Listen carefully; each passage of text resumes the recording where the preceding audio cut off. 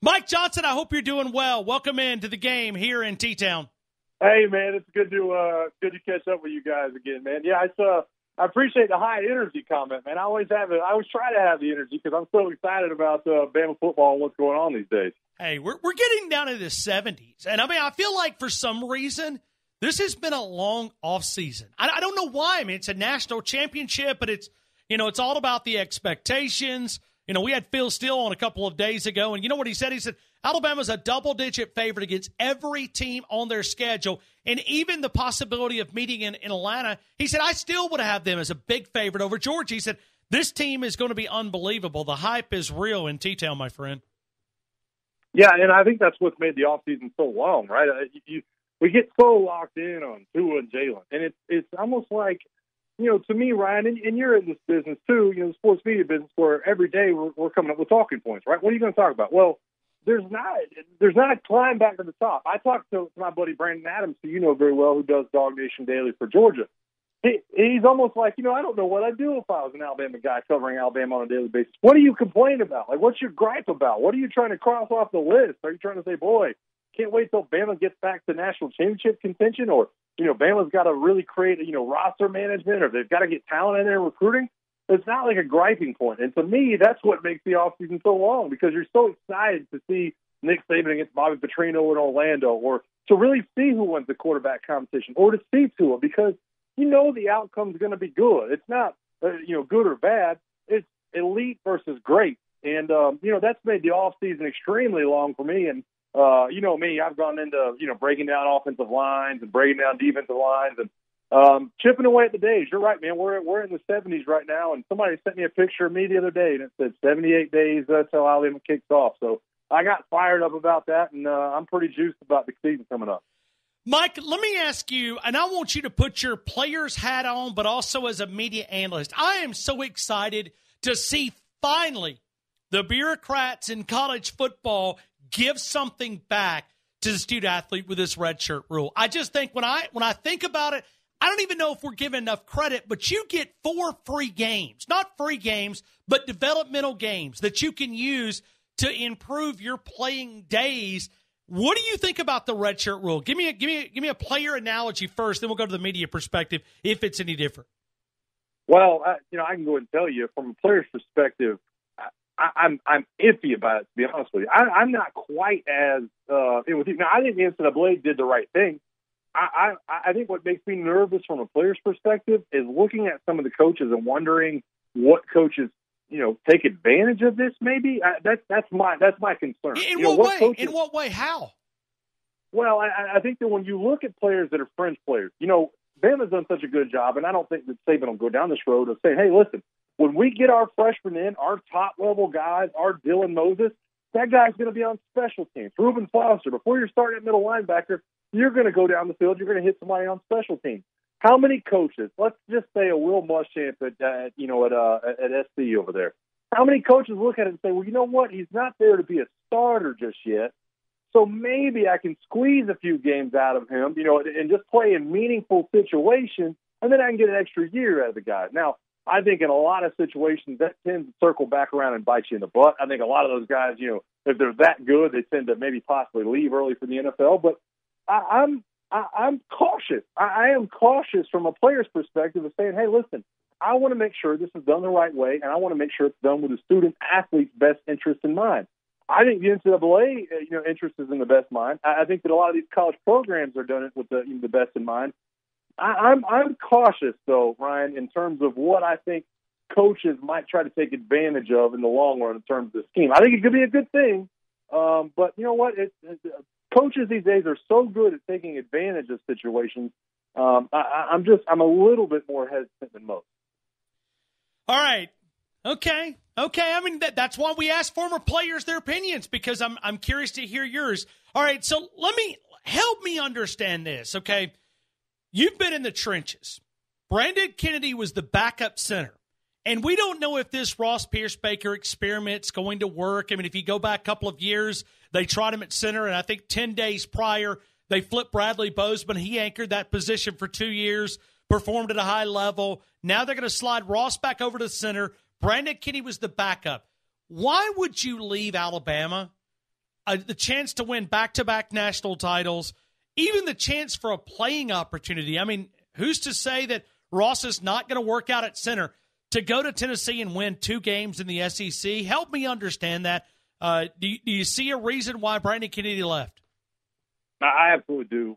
And you know, there's a bunch of different reasons for it, Ryan. I think down at the basis of it is you get a fresh start. And it's not like Jeremy Pruitt's going to be a complete fresh start, but let's talk about Will Friend, the offensive line coach up at Tennessee. Let's talk about Tyson Helton, the offensive coordinator. Let's talk about Tennessee fans. It's getting things from a different perspective. Sometimes when you've been under a one coach and a Brent Key for a few years, a different perspective can change a lot of things. And listen, I can't give you a college reference because of the fact that I didn't transfer, but I had friends and players in the NFL that, listen, you're labeled as one thing with the Falcons. Oh, you do this well, you don't do this well, and then you show up to a different place. You go to the Saints, the Bucks, the Panthers. All of a sudden, you're a 4-year veteran. It's not about what you do well and what you don't well. It's the fact that you've seen winning and you've been in a program and you get a fresh start. And so, I don't know if I agree with Brandon Kennedy's decision, but I can see some of the reasons on the wall, and I can respect the fact that this is a kid who did all he wanted to do in the classroom and just needed a fresh start in terms of his football career. So from that perspective, I'll give him credit and say, hey, listen, everybody deserves a fresh start. You only get one crack at this college football thing, and if he thought that Tennessee was going to be the better place in the long run and he was going to get more opportunities, then that's what it is. I think really what it boils down to for me, and the reason I say this fresh start thing is, for you to have a guy that's been starting 3 years at center at left guard and Ross Piercebaker, if you think you're the next man up and all of a sudden they go out of their way to rearrange things in front of you, I think the writing's on the wall for Brandon Kennedy in that case. So, but that means that they really trust Ross at that center position, right? I mean, if they're going to move him there and Brandon Kennedy picked up some vibes that they're not going to go with him, then that makes me feel like that they're pretty comfortable with Ross at center. I think they are, and honestly, I don't know this. This is sheer speculation for me. But I think you look at what you have in some of the tackle positions. You really have 4 guys who can play offensive tackle right now on the football team, right? So then all of a sudden you start saying, "Hey, listen, who are our best 5?" Brandon Kennedy might be the second best center, last year or coming into this offseason. But how far down is he when you talk about the best 5? I think you'd have to include Alex Leatherwood ahead of him. You have to include Jedrick Wills ahead of him. You have to, probably include Lester Cotton ahead of him. So while he might have been the second best center, I don't know if he was that close to being in the best 5 offensive line positions. So Nick Saban, listen, they got some work to do. I think that if you're Brent Key, that you start kind of juggling some of those things. People have asked the question, does Jonah Williams move to center at some point? I think that'd be ridiculous, but, that question's being asked. So can anybody snap, and how far out of the front 5 are you? The front 5 really is what Nick Saban always points to. Who's the best 5 on the field? It's not so much who's the best center, but what combination can we get to get the best 5 on the field? And I think Brandon Kennedy just felt like he was the odd man out in that conversation. Mike, I know you played guard and tackle. Did you ever play center? I didn't play center in college. I snapped the ball a little bit in practice. When I got to the NFL, I was a little bit of a Swiss Army knife in terms of that. And I played some center in some games, on some preseason games. I did it in practice. I was never the best snapper. We were always saying, listen, if I'm going to be at center, you guys are going to be under center. I'm going to be handing you the ball. I never got into the shotgun stuff. But, my role in the NFL with the Falcons was swing tackle, swing guard, play a little center, play a little tight end, and you do whatever you're asked to. But in college, I started at all 4 positions in my college career outside of center. I just never made that journey inside. All right, Mike, let's play a little over and under here. Let's just do a little sports betting since it's going to be legal across the country with the Supreme Court's ruling about a month ago. Alabama, 11 wins, over or under in 2018 in the regular season. In other words, are they going to win 12? Are they going to go undefeated in the regular season? 11 wins, over or under. Where would you go? How smart are they to set that line right there at 11? It's hard for me to say under. When's the last time Bama lost 2 regular season games? It's been a while. I'd have to go the over, or I'd have to stay away from it. This team is just too good. They're too capable. They're built the right way. They're built from the inside out. The coaching is there. It's hard for me to look at this team and think 10 wins. It just really is. You're talking about the mother of all disappointments. I would have to go over there for sure, Ryan. LSU, 7 wins, over or under. That was a tough one for me. I've got them sitting right there at 7, trying to beat the door down at 8. Now, if you would have asked me before Joe Burrows came, I might have taken the under on that one, and that is a crazy slap in the face to LSU. Joe Burrow's coming in from Ohio State, in my opinion, gives them a capable quarterback. I'm taking the over of 7 right there. If they can get to 7 or 8, and I think that LSU has enough talent to do that. All right, let's go back in our state here. Auburn, 9 wins, over, under in 2018. I'm actually taking the under on this one. To me, Auburn has all the upside in the world. The talent's there. They're going to have still a decent wide receiver core with the injuries, but you're talking about replacing Kerryon Johnson and Cam Petway and an offensive line that led to all your big victories last year. As good as Jarrett Stidham can be, he wasn't the reason they beat Georgia or Alabama. It's just hard for me to look at Auburn and think replacing all that and replacing their offensive line coach, by the way, is going to lead to good things. I think they're going to have a great defense, but the Gus bus, Ryan, you know me, the Gus bus is too up and down. There's too many inconsistencies. I think they're going to be disappointing in some of their games this year, both Georgia and Alabama on the road, and I've got them losing against Washington in the open game. I think Washington's going to be an incredible football team this year, so I've got them missing at least those 3. I think they probably drop another game on the road at some point, and I've got Auburn at 8 wins. How much of that is just going back to the trenches and you're not very comfortable with that offensive line? I'm not comfortable at all with their offensive line down there. We've heard about Calvin Ashley down there. They're really hanging their hat on Prince Tagovailoa. I have a hard time. There's talk down in Auburn right now, Ryan, that the UMass grad transfer is going to be their starting right tackle. I have a hard time looking at it that way. If you're chasing after a UMass grad transfer that big, and you think he's going to be a starting piece of your offensive line, Herb Hand headed over to Texas, J.B. Grimes comes back into the offensive line coach. There's too many uphill battles, man. There really is. They had a good offensive line last year.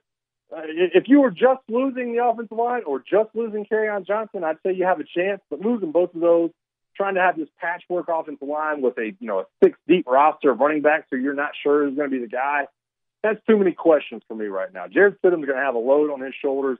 And we saw last year against Clemson and some of the other games on the road where if people were able to get to Jarrett Stidham and stop the running game, they're going to have a tough time down there at Auburn. I just think that plays out too many times this year. Mississippi State, they've got the hook in here, 8.5 wins, over, under.